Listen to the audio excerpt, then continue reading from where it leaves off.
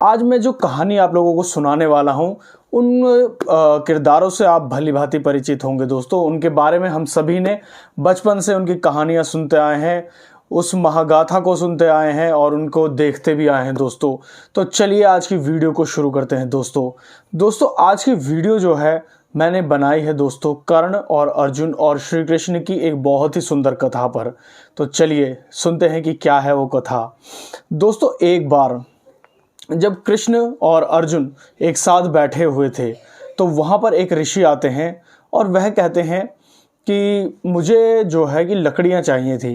लेकिन उससे पहले एक कहानी चलती आ रही थी।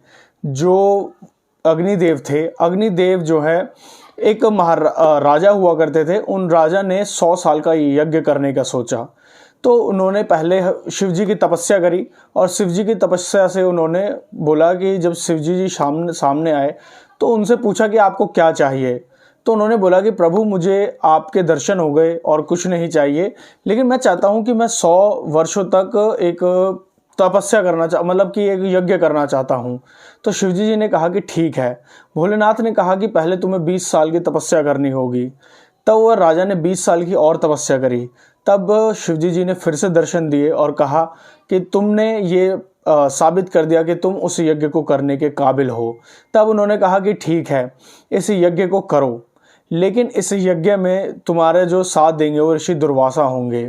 तो ऋषि दुर्वासा के साथ वह यज्ञ करने लगे। ऐसे ही करते करते वर्ष बीत गए। अब जैसे आहुति देते जाते अब अग्निदेव जो थे, अब ऐसा होता है कि दोस्तों की आहुति देते हैं तो वो देवताओं को दी जाती है। तो कई साल तक अगर लगातार कोई भी चीज़ है वो एक इंसान या किसी को भी खिलाई जाए तो वो बोर हो जाते हैं उस चीज़ से। तो ऐसे ही अग्निदेव ने ब्रह्मा जी से कहा कि मैं क्या करूं, इतने टाइम से सिर्फ मुझे यही जो हवन सामग्री है वही मिल रही है खाने के लिए, जो दूध घी है और ये सारी चीज़ें यही मिल रही हैं। तो उन्होंने कहा कि ठीक है, इसको ठीक करने के लिए आप जंगल में चले जाइए और वनस्पति का सेवन कीजिए, तब आप बिल्कुल ठीक हो जाएंगे। तो ब्रह्मा जी की बात सुनकर जो है अग्निदेव जो है जंगल में चले जाते हैं। अग्निदेव के जंगल में जाने से जो है वहाँ पर आग बरसती है। अब आग से सारा जंगल जलने लगता है। अब वहीं पर जो है नागों के राजा तक्षक रहा करते थे। अब जब वह ये सुनते हैं तो वह भी जाते हैं। उनका परिवार सारा वहाँ था। अब वो जंगल जलने की वजह से वहाँ पर रह नहीं पा रहे थे ठीक से।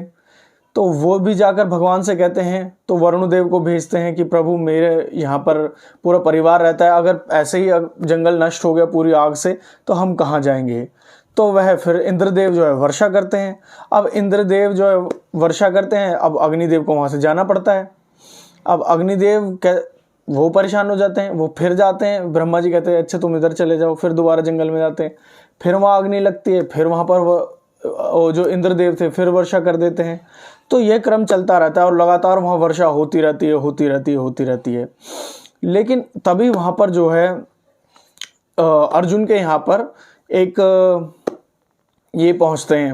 हाँ, उनको कहा जाता है कि आप ऐसा करिए, रूप बदलकर एक साधु का रूप लीजिए और अर्जुन से मिलिए। तो अर्जुन के पास जाते हैं और अर्जुन से कहते हैं कि मुझे एक तप करना है, लेकिन उस के लिए मुझे चंदन की लकड़ियाँ चाहिए। तो जैसे ही वो कहते हैं कि चंदन की लकड़ियाँ चाहिए तो अर्जुन कहते हैं कि ठीक है, मैं आपको चंदन की लकड़ियाँ दूंगा। और साथ में ही मुरली मनोहर कन्हैया जी बैठे होते हैं, कृष्ण जी।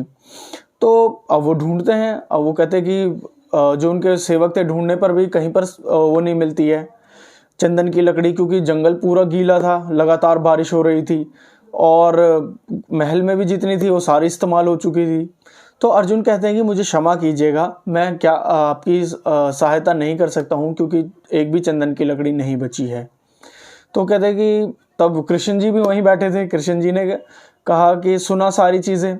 तो उन्होंने कहा कि क्या मुझे कोई भी चंदन की लकड़ी नहीं दे सकता है, साधु ने कहा। तो कृष्ण जी ने कहा कि नहीं, एक है, यहाँ से थोड़ा आगे चलकर एक महल पड़ेगा, वहाँ जाकर आप कर्ण से मिलिएगा। तो कृष्ण जी ने कहा कि चलो अर्जुन, तुम भी चलो मेरे साथ वेश बदल कर। तो वह साधु कृष्ण जी और अर्जुन जो थे कर्ण के यहाँ पहुँच जाते हैं। जब कर्ण के यहाँ पहुँचते हैं तो साधु जो है साधु प्रणाम करते हैं साधु को कर्ण, और कहते हैं कि मैं आपकी क्या सहायता कर सकता हूँ। साधु कहते हैं कि मुझे यज्ञ के लिए चंदन की लकड़ियाँ चाहिए। तो वो कहते हैं कि ठीक है। वह अपने सेवक को भेजते हैं, लेकिन जंगल में सारी लकड़ियां गीली हो चुकी थी चंदन की, और कोई भी यज्ञ के योग्य नहीं थी। और वह अपने जहाँ पर लकड़ियाँ रखते थे चंदन की, वहाँ ढूंढवाते हैं महल में भी, लेकिन वहाँ भी सारी जो है लकड़ियाँ ख़त्म हो गई थी। तो बात वहीं आकर अटक जाती है कि अब क्या किया जाए। तो साधु कहते हैं कि क्या मुझे एक भी चंदन की लकड़ी नहीं मिलेगी आपके यहाँ से?